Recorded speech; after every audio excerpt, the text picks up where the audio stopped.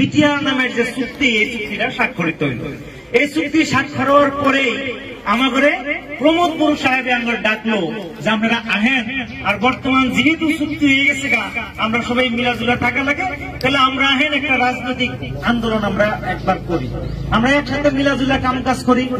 হ্যাঁ, আমরা গেলাম ভূগোলে, যাওয়ার পরে আমরা কইলো যে আপনাদের জাতীয় সমস্যা 1980 সনের থেকে আপনারা আন্দোলন করতেছেন, আপনাদের ডি বর্ডারের সমস্যা, নাগরিকত্বের সমস্যা, এটা সমাধান করা হবো। বিটিসিতে একজন মাইনরিটি ইএম দেওয়া হবো, আমরা কুকরাজারে হাজি মুসাফির খানা বানাই দেওয়া হবো, যাতে দূরের দিয়ে গেলে মানুষের পবিত্র ভাবে খানা খাদ্য খাই একটা রাত যাপন করে নিজের কাম কাজ করে আবার নিতে পারে। উনি কইল যে এপিজে আব্দুল কালাম আমাদের যে জনতার রাষ্ট্রপতি, উনার নামে একটা রিসার্চ সেন্টার বানানিব, যে রিসার্চ সেন্টারে আমাদের ধর্মীয় সংখ্যালঘুর ভাষা, সাহিত্য, আর্ট, কলা, কালচার সব এগুলার উপরে রিসার্চ করা হবো। আমাদের জাতীয় সমস্যা সমাধান করার জন্য বিভিন্ন ধরনের পরিকল্পনা রচনা কইরা এই জাতিটারে অন্যান্য জাতির লোকে যাতে সমাজে এগিয়ে যাবার নিয়ে পারে, এই ধরনের একটা ব্যবস্থা গ্রহণ করা হবে।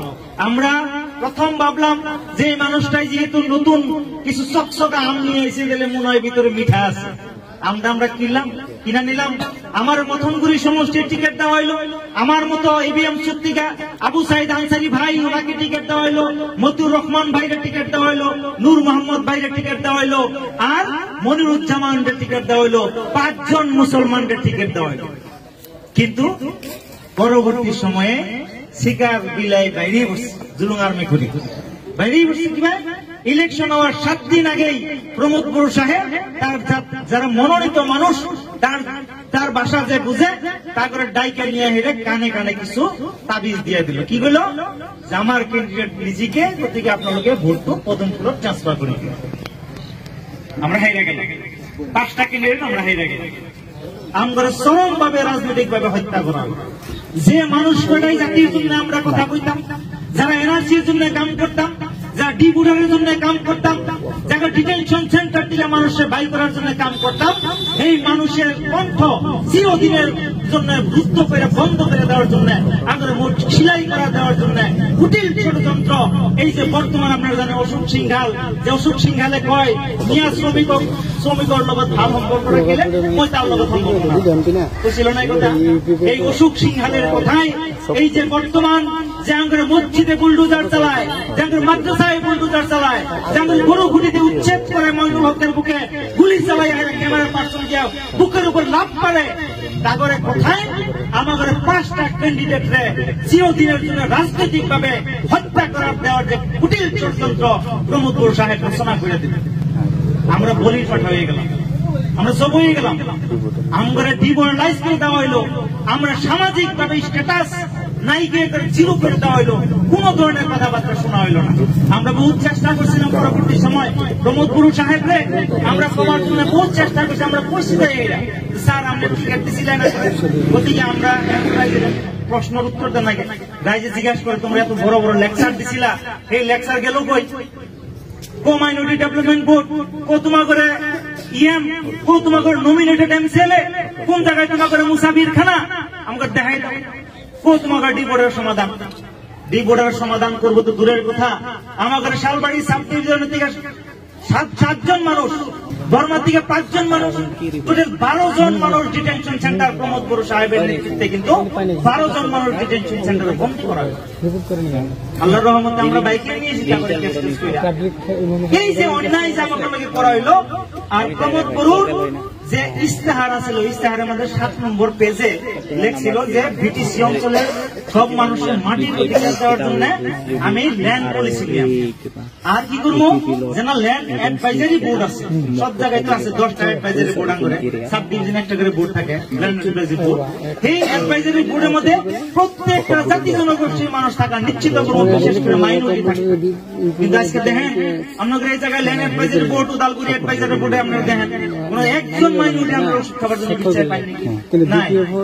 এই ধরনের বিটিসির কোন জায়গায় সংখ্যালঘু মানুষকে ল্যান্ড অ্যাডভাইজারি বোর্ডে দেওয়া হইল না। যে ল্যান্ড পলিসি নিয়ে বকিলা কইছিল ইলেকশন পলিসি নিয়ে, দরঙ্গা মেলাতে উচ্ছেদের জাননী দিল, খাসরাও বাড়িতে উচ্ছেদের জাননী, গংশিয়াপাড়াতে উচ্ছেদের জাননী, আর বিটিসির বিভিন্ন প্রান্তে উচ্ছেদ করার ব্লুপ্রিন্ট প্রমোদ বড়ু সাহেব রচনা করল। আমরা প্রতিবাদ করব। আগামী দিনে নীলুৎ সরকারি আমি চ্যালেঞ্জ করে যাই আন্দোলন চলে জিতবার পারবো না। পারবো কি? যদি সংখ্যালঘু মানুষের লোকে এত অন্যায় করা হয়, সংখ্যালঘু মানুষের পায়ের নিচের মাটি যদি কাইড়ে নেওয়া হয়, সংখ্যালঘু মানুষের নাগরিকত্ব যদি কাইড়ে নেওয়া হয়, কোনদিন মাফ করা সম্ভব কি? আমাদের কি সম্ভব? এই নীলুৎ সরকারি আমাদের ভোট দিয়ে জিতে দেয়, এরা আমাদের বিরুদ্ধে ষড়যন্ত্র রচনা করে। এই ডেপুটি চিফ গোবিন্দ বসুমতারী সাহেব এমএলএ হয়ে যায়, এরা 126 জন বিধায়কের মাথার বিষ না, ইয়ার মাথার বিষ, ইয়ার মাথার বিষ। এনে যায় এরা মার্চ মাসের 5 তারিখ আসাম বিধানসভায় খাড়ায় এরা কয়, আসাম বিধানসভায় খাড়ায় কয় আমার ডিটেনশন সেন্টার লাগিবই, আর যি সকল ডি ভোটার আছে তেওঁলোকক আগত ডিটেনশনত বন্দী করো, পিছত কেস চলাও। চিন্তা করছেন কথা? আজকে ডি ভোটারের নামে আমরা কত অত্যাচারিত, এনআরসির নামে আমরা কত অত্যাচারিত। 1971 সাল ভিত্তিবর্ষ আমরা রক্তর বিনিময়ে পাইছি। এমনি পাইছি কি? আমরা ডেলিতে রক্ত দিছি, নাগাবান্ধা, চাউল খোয়া, মোকাল খোয়া, বিভিন্ন জায়গায় আমাদের জাতি কুরবানি করা হয়েছে, হত্যা ধর্ষণ করা হয়েছে, শিশু বাচ্চাও মাফ করা হয় নাই। তারপর ভারত সরকারে একটা চুক্তি করছে 1985 সনে, 1971 সন ভিত্তিবর্ষ কইরা এই গোবিন্দ বসুমতারী সুপ্রিম কোর্টে কেস করে, এই জায়গায় কেস করে উনি কয় আমি 71 সন না মানু, আমার 51 লাগিব। তারপর আল্লাহর রহমত জমিয়ত উলামার থেকে কেস করা হইল, আমসুর থেকে কেস করা হইল, বিভিন্ন জনে কেস কইরা আজকের তারিখে আমরা 71 সনই বাহাল পাইছি ইনশাআল্লাহ। যেন উচ্ছেদের জাননী এই ধরনের প্রথম দেখলাম হাগ্রামা মহিলার স্যার এই উচ্ছেদের জাননী দেওয়া যারা জন্য স্যারে কইতেছে যে আজকে প্রমোদে ঘর ভাঙবো, কালকে আমরা বিবিএফ থেকে আমরা ঘর বানাই দিব, কইছিল না স্যারে? এই কথা করার পর স্যারের সাক্ষাৎ করলাম, স্যারে কইল যে আপনালোকে খালি সাক্ষাৎ করে ধন্যবাদ দিলেই নহব, আপনালোকে আমার লগত আহি আমার এই বিটিসির পড়া, এই বিটিসির কোন জাতির প্রিয় নহয় প্রমোদ বড়, স্বয়ং গুরু মানবকে উচ্ছেদ করেছে আর তেও প্রমাণ করে দিছে যে বেলেগ জাতির কেনেকে কিমান হারাস দিতেও করি। চিন্তা করেন এত দিগলিয়া সময় উনি আন্দোলন করলো, উনি এইরকম একটা সংগঠনের লিডার যে সংগঠনে বড় জাতির পিতা ইয়ান ব্রহ্ম নেতৃত্ব দিয়ে গেছে, সেই সংগঠন পবিত্র সংগঠনের নেতৃত্ব নিয়ে আইরাও স্বয়ং বড় জাতির মানুষকে উচ্ছেদ করে দিল সরল পাড়া। চিন্তা করেন আমরা ভয় দেখাইল তোমালোকে ফালাফালি করে লাভ না, মই বড় জাতিকেই মই ক্ষমা করা নাই, বড় জাতিকে মই মাফ করা তোমালোক। এই ধরনের একটা মেন্টালিটি প্রমোদ বড় সাহেব কিন্তু দেখাই দিল। হাগ্রামা স্যারে কইতেছে যে আপনালোকে আহক, আকৌ আমার সরকারক আপোনালোকে শাসনত লৈ আহক। মই 5 মণ্ডলৰ ট্ৰেইনিং দি থৈছো আৰু সেই মণ্ডলৰ জৰিয়তে যেনেকে বসবাস কৰি আছে তাক তেনেকৈ মই মাটিৰ পট্টা দিয়াৰ ব্যৱস্থা কৰিম। হাগ্রামা মহিলার সাহেবের ভাষ্য, হাগ্রামা মহিলার সাহেব কিরকম লিডার আমরা জানি। 1997 সনে বিএলটি জন্ম হয়েছিল, 2003 সনে তারা শান্তি চুক্তির লগে আইয়ে গেছে।